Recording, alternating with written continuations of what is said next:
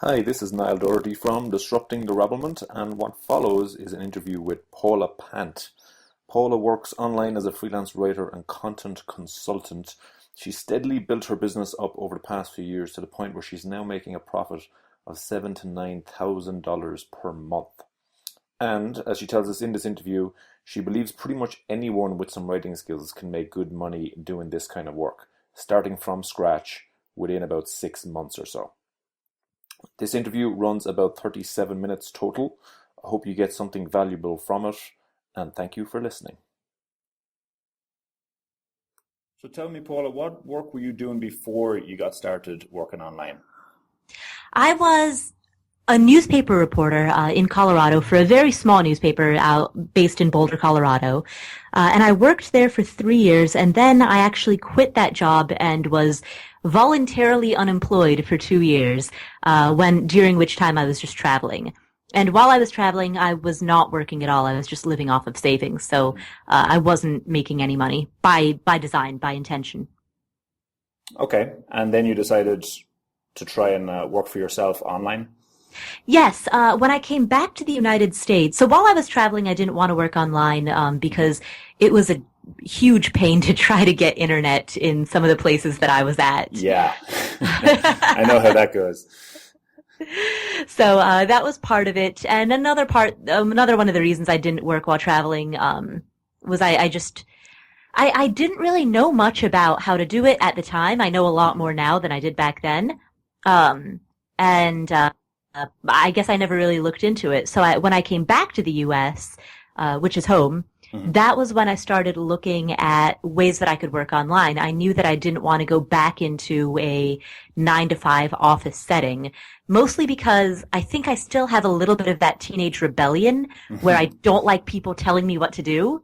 Right. And so the idea of being able to work from home, make my own hours, be location independent, being able to maintain that, be my own boss, that really appealed to me. Okay, so sticking with the job before you went traveling for a second as a newspaper reporter, about how much were you earning there, and how many hours were you putting in a week on average?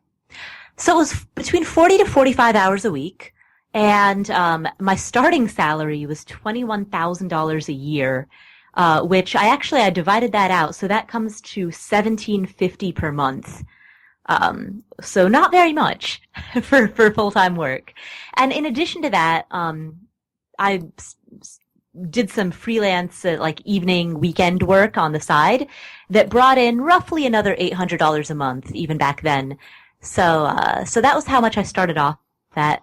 I worked at that newspaper for 3 years, and at the time that I quit, I had gotten various raises and promotions. So at the time I quit, which was in 2008, my salary was up to $31,000 a year, which is $2,580 a month.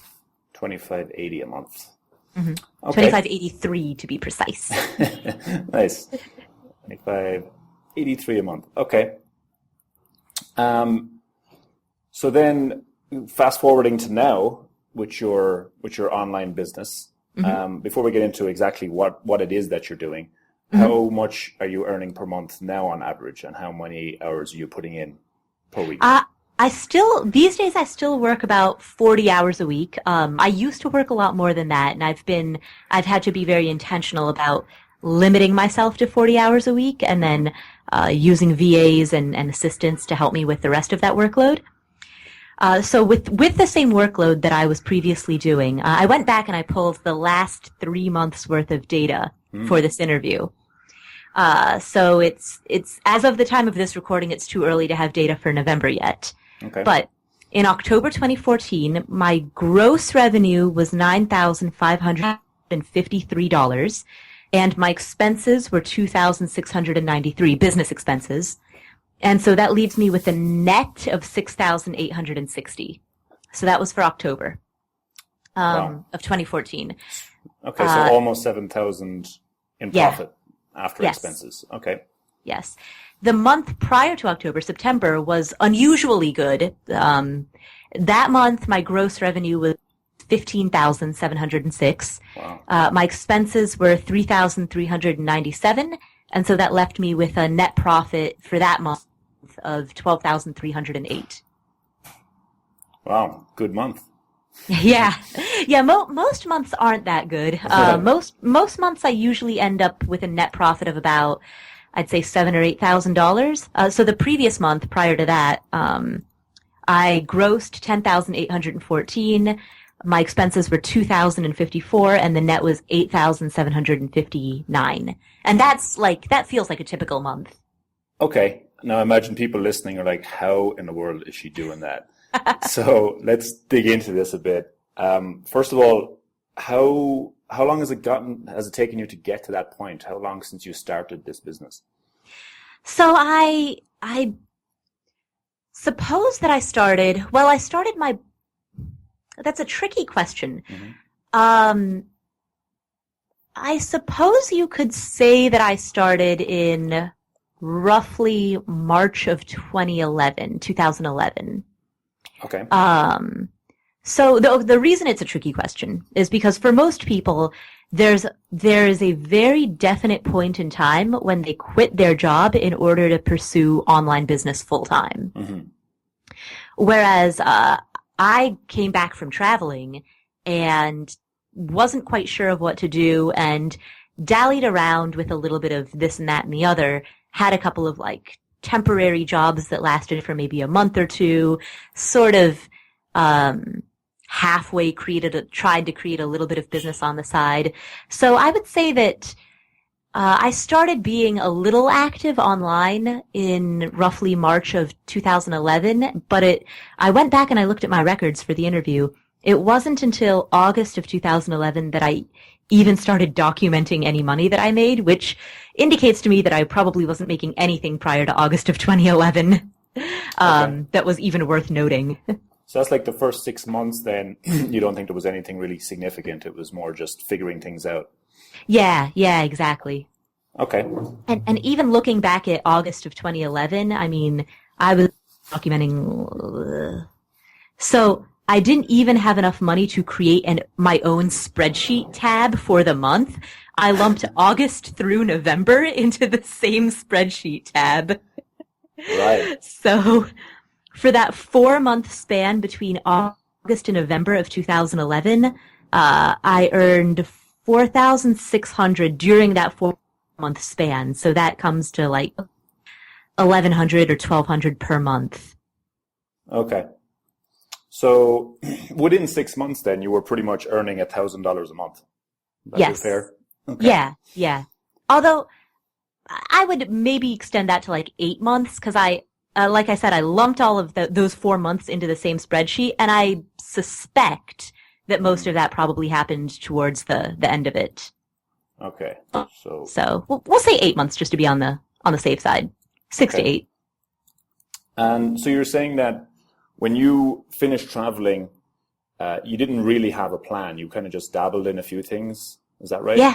Yep. Exactly. And at what point did you decide you were going to commit to it? You were going to be very intentional about your business? Hmm. I think from the beginning, from March, I knew that I was serious about it. And what I meant by that was I knew that I didn't want to go back into the workforce. I didn't want to be somebody else's employee. And so in that regard, I was serious about wanting it to work. Yeah. I just didn't know how. And looking back on a lot of what I did in 2011, there were many times when I thought that I was being productive, but really I was just spending time on Twitter. Yeah. And that's the hard part about running an online business is there's a certain extent to which Twitter is productive, and then Right. beyond that you fall off the cliff and you're just wasting time. Yeah. Yeah. Nobody is really there to tell you where that point is when it becomes procrastination. Exactly. Okay. So when you were making this transition, first of all, how did you have any kind of role models? Did you have any examples? Like, how did you know this was doable in the first place? So while I was at the newspaper, I worked at the newspaper from late 2005, early 2006 through 2008. And while I was there, during the evenings and weekends, I would write freelance articles, Right. just to supplement my income. And that was my first taste of getting any kind of self-employment paycheck or any kind of freelance paycheck. Mm-hmm.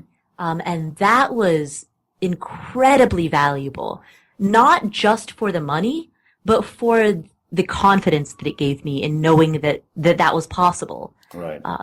Because I'd read about people earning self-employment income. I even met some people who were full-time freelancers, but there's always that nagging voice in your head that says like, well, maybe this is realistic for other people, but not for me.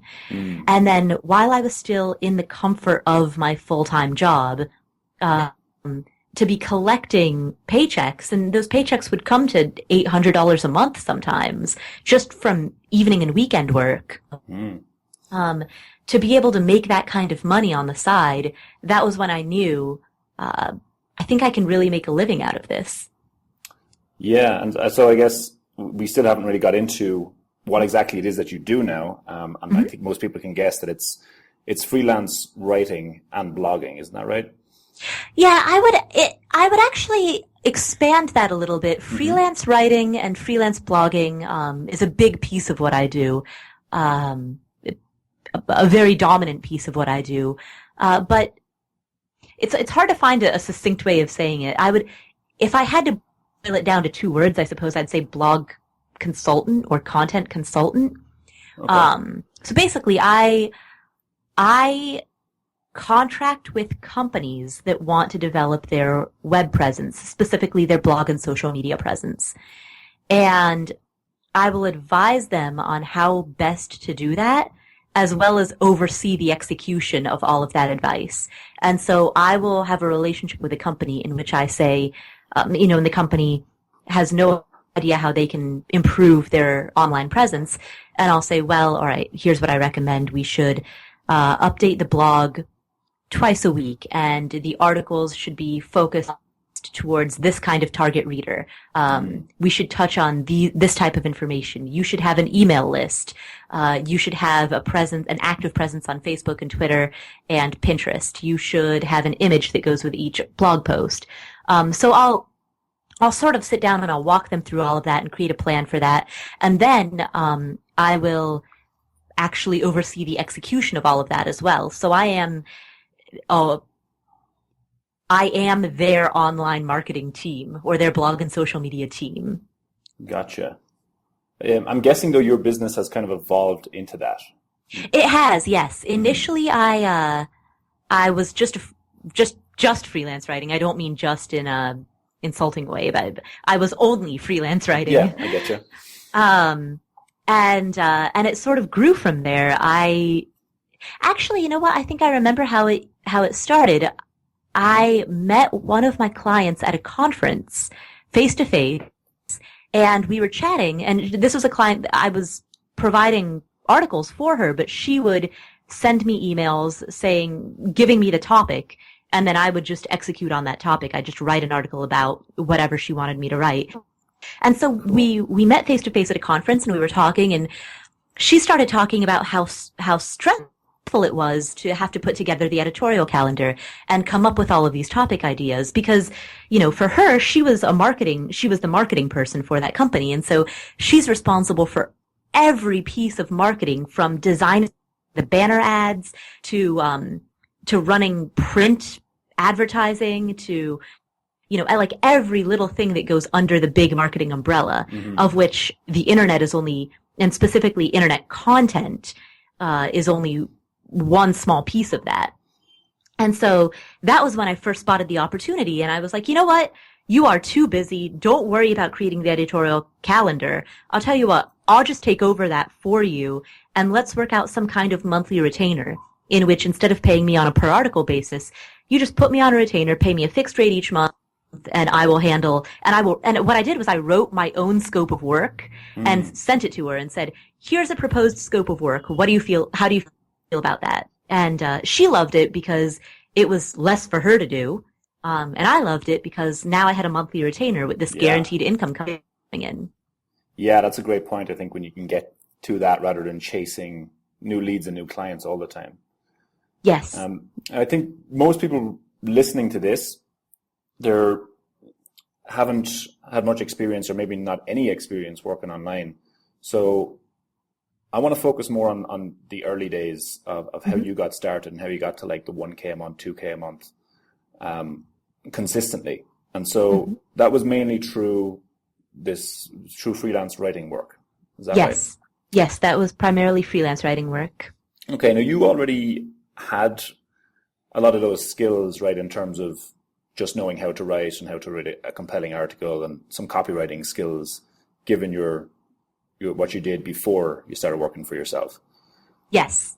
Okay. So what do you think were the other skills you had to learn to transition into working for yourself online, probably along the lines of finding clients and that sort of thing?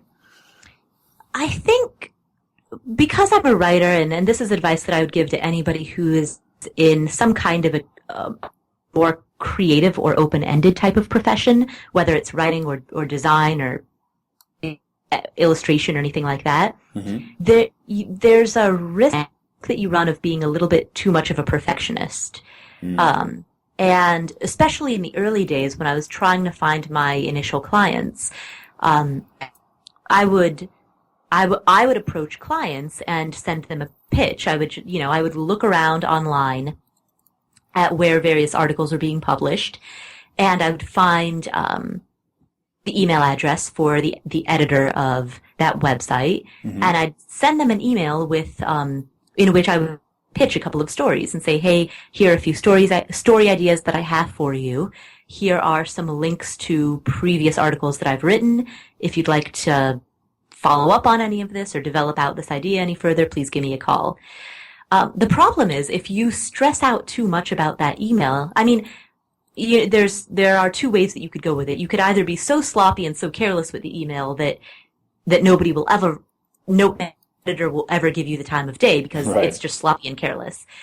At the other end of the extreme, though, you could spend so much time honing that email that it's like Twitter. Eventually, you're just like chasing your tail, running around in circles, wasting time. Yeah.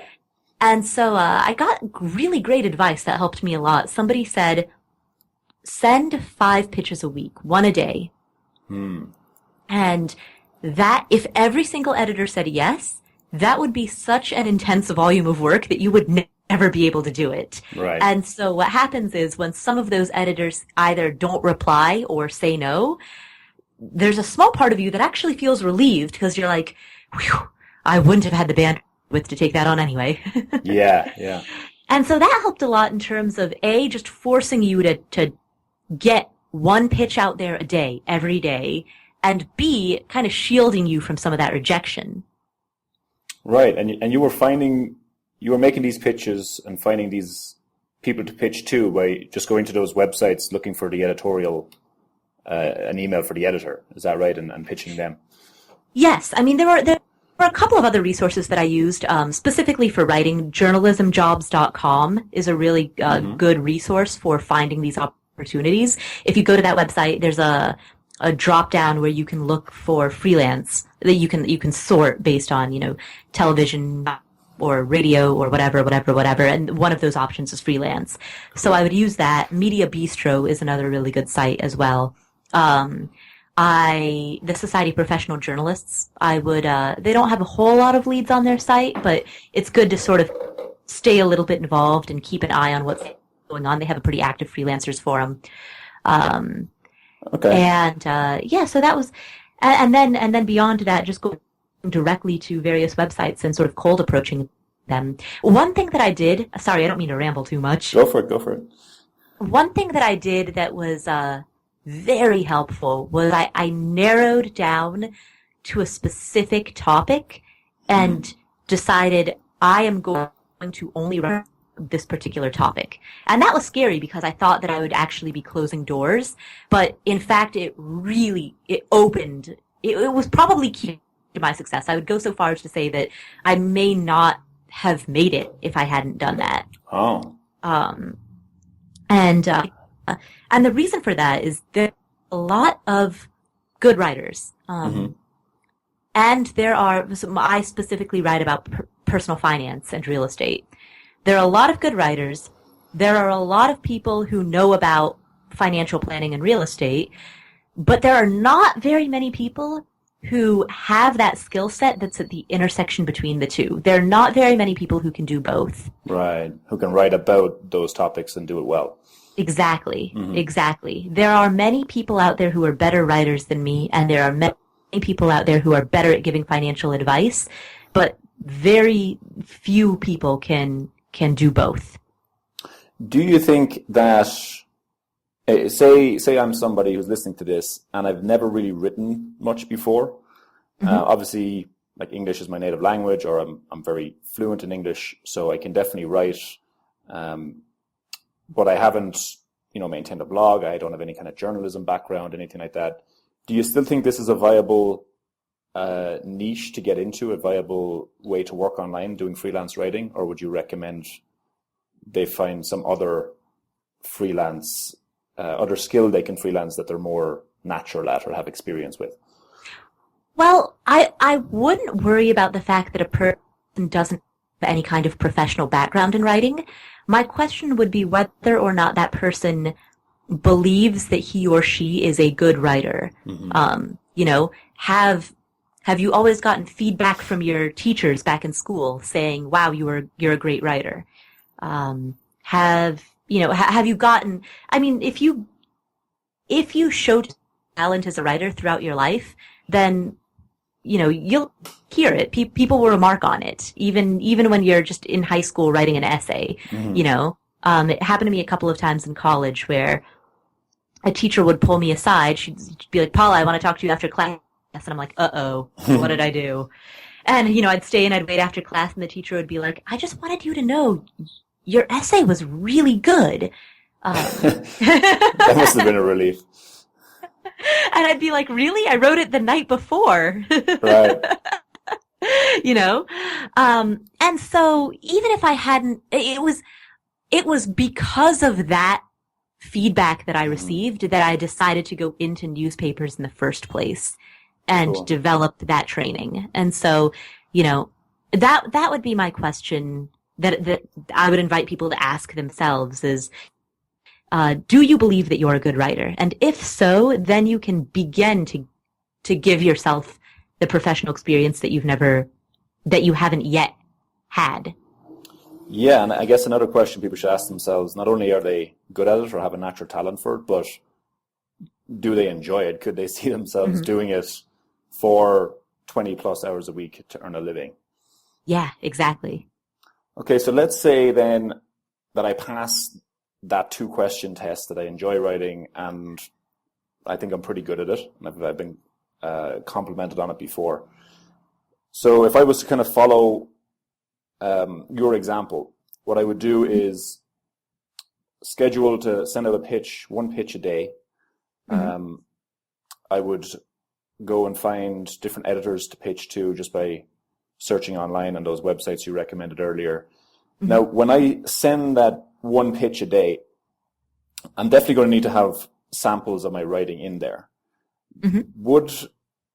Just to get into the real details of this, would it suffice just to attach a couple of articles, or do you think you need to have like an online portfolio or a website showcasing your skills? I would recommend, if possible, sending links to articles that are published online. And the reason for that is that some people are leery of opening attachments in an email, in case there's a virus in one of those attachments. But that being said, don't panic if you can't get published in some big like newspaper's website or something like that. You can start your own blog. You can write a guest post for other blogs. I don't recommend working for free very much. If you need to do it just to get that first 2 or 3 articles, that's fine. Right. Are you still there, Paula? I think I lost you I'm still here. Okay. Sorry, what was that last bit you just said again? If you need Oh, to do but if you I don't recommend working for free very much, but if you need to do it just to get those first 2 or 3 articles, that's fine. Go ahead and do it. Gotcha. Okay, so to give people like a reality check on this, if they do this and if they commit to doing those pitches 1 a day, 5 times a week, at what do you think is reasonable, or what's the time frame do you think before they'd be earning, say, $1,000 a month? And I don't expect a specific amount of time, but what do you think is the range? I mean, for me personally, it took me about 6 to 8 months before I started seeing results. Do you Largely, think that though, is doable nowadays? I think probably people could. I think people could do it faster. I think that it took me a long time because I had no idea what I was doing. Right. And I wasn't listening to podcasts about how to do this. I was. You have to remember, I had just come back from being out of the country for a couple of years, and 2 years doesn't sound like a long time, but when you're completely checked out from the rest of the world, I came back and I was like, what are smartphones? I don't understand. What are the apps? What is this? And so a lot of what I spent the first 6 months doing was just learning the Western world again, Right. So I think that people could probably do it faster than I did. I think I was the slow kid. Well, I can definitely learn from the kind of the trial and error that you put into it. Yeah, I hope so. Yeah, no, this is great. So another kind of, to get down into the details, another question I have for you is about how much per article can someone expect to make, and maybe that depends on the length of the article as well. But maybe you can speak a bit about that. Sure. That varies wildly, depending on what website you're publishing for, who the client, and what type of client it is. Are you writing for another blogger, or are you writing for a corporate client? I would definitely recommend start writing for corporate clients, because other bloggers, generally speaking, don't have much of a budget to pay. Right. And so again, that's where it becomes important to really develop a name for yourself within one specific niche, so that way you can approach these corporate clients, and say, "Hi, I'm a writer who specializes in," and then name that industry, no matter what that industry is. But to go back to your question, the price for an article for a corporate client would start at about $100 for a 500-word article, and go up to, I've charged as much as $850 for a 700, 800-word article. Wow. Sorry, say those prices again. What was the bottom? At the bottom range, $100. I wouldn't write for any less than that. Okay. And at the top of that range, I've charged about $1 a word. So about $850 for roughly an 800-ish article. What if you use like $10 words? You charge more for those? So what was the follow-up I had to that? Yeah, because that's a lot higher than I expected. Because you hear people doing like SEO writing, and they're making $15 to $20 an article. So this is a completely different ball game you're playing. You're going after high end corporate clients, and I imagine you're not like pumping out a few articles, like several articles a day. It's more like doing a lot of research and putting a lot of time and effort into producing really quality content. Is that right? Yeah. Yeah, Okay. exactly. And it's not, at this point in the game, I've developed out enough clients that I don't do all of the writing myself. I have people, I do all of the groundwork myself. I have people who help me with the research. I have people who help me put together a draft. I've got other people on my team as well, but it helps a lot as you said, if you're not just like pump and dump. Yeah. Playing that game.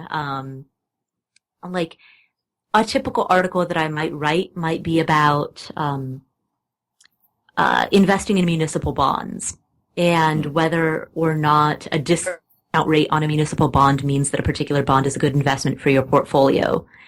So that's a heavy topic that requires a lot of research, a lot of knowledge. You have to be able to parse through these very dense journal articles and extrapolate the knowledge out of that and rephrase it in a way that's reader friendly or user friendly. Mm. Do you get a lot of clients, the same clients coming back to you, or Yes. But did it take a while to get to that point where you didn't have to pitch anymore?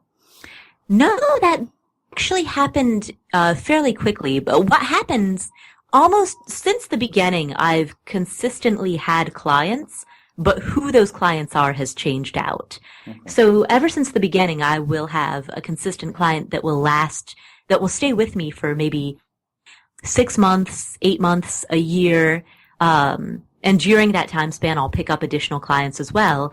And then maybe after 6 or X number of months, that client will need to bow out for whatever reason. They're shifting their business in a different strategy. Whatever the reason is.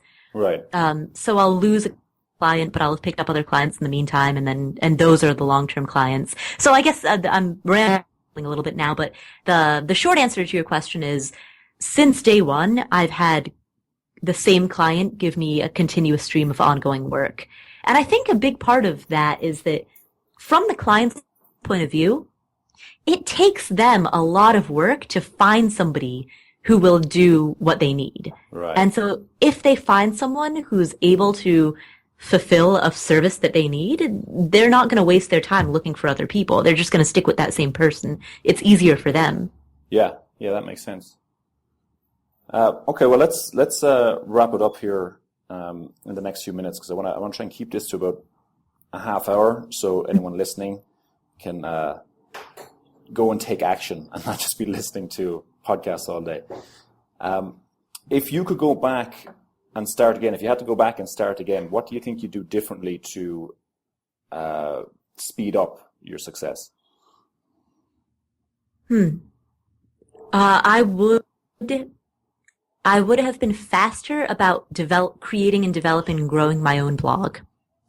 Because these days, all of the new business I get, for the past at least year, if not longer, has come from people who find me through my blog. So, I haven't sent out a pitch in a long, long time.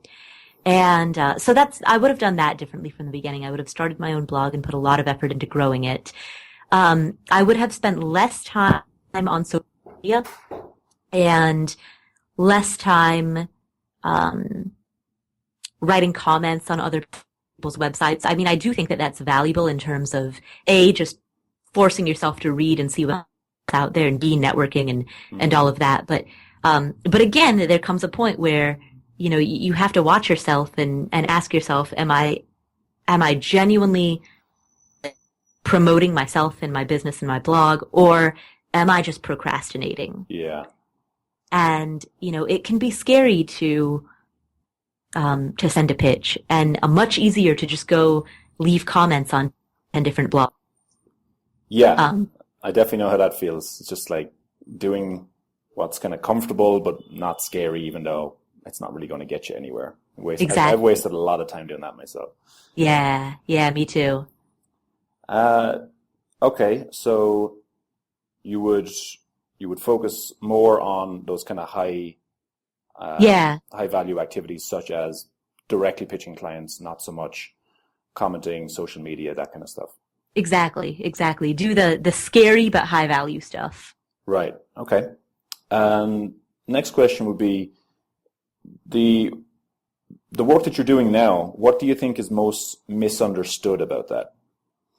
I suppose, I guess it's that, a lot of people think that my sole contribution is writing, but a big part of why I've been able to expand my income in the way that I have is because writing might be that initial ticket into the door with a client, but I then upsell them into an entire blog management package that includes developing the editorial calendar, overseeing it, hiring and supervising and training other freelancers who can fulfill some of those articles within that editorial calendar.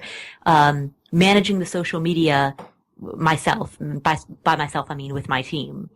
Gotcha. So, that the most misunderstood thing is that people often think that I only write when in fact, a large portion of my income comes from that management and consultation aspect. Yeah, which I think if people start off doing writing like you did, it's wise to keep your eyes open for those kind of opportunities because you can make a lot more money doing that kind of stuff. Yes. Yes. And again, think about it from the client's point of view. If you're interfacing with the marketing department of some company, they have a million things on their plate. They have to hire designers who can create banner ads, and then they have to actually go and manage those campaigns and track them and see how they're doing. And they've got to, they have so much on their plate. The last thing that they need is the additional responsibility of having to micromanage some small aspect of the big umbrella of what they're doing. So if you can take that responsibility off of their shoulders, you'll be doing them a huge service. Yeah, and they'll happily pay for that. Exactly. I think it's important as well to mention before we wrap this up that this business really serves your lifestyle, right? Because you like to travel. It's not like you're always working 40, 45 hours a week on this. It's pretty flexible. Is that right? Yes, exactly. I travel a lot, so one of the things I love about this is that I can do it from anywhere because I work from my laptop. So as long as I've got good internet, I can go wherever I want. That's a huge piece of why I enjoy this and why I do what I do. I also, if I know that, because sometimes when I travel, I intentionally want to be offline for some time. Yeah. So that I can make a full escape. And so if I know that I'm going to do that, I'll work extra hard the week before, get everything lined up in advance, and then put up an away message and say, hey, I'm going dark this week. See you next week. Right. Yeah, that's really cool. I love that you have the flexibility to do that. Well, thank you. Well, let's wrap it up there, Paul. I really appreciate you sharing all this. I think people will find this really helpful, especially those just getting started working online. If anybody wants to hire you for your consulting or your writing or otherwise get in touch, what's the best way for them to do that? If you go to affordanything.com, which is my blog, there is a contact page on there that's got my email address. You can also find me on Facebook, facebook.com/affordanything or twitter.com/affordanything. Perfect. And I'll have those linked up along with this audio as well so people can find them easily. Perfect. Well, thanks so much again, Paula, and all the best with your business. Thank you. Thank you.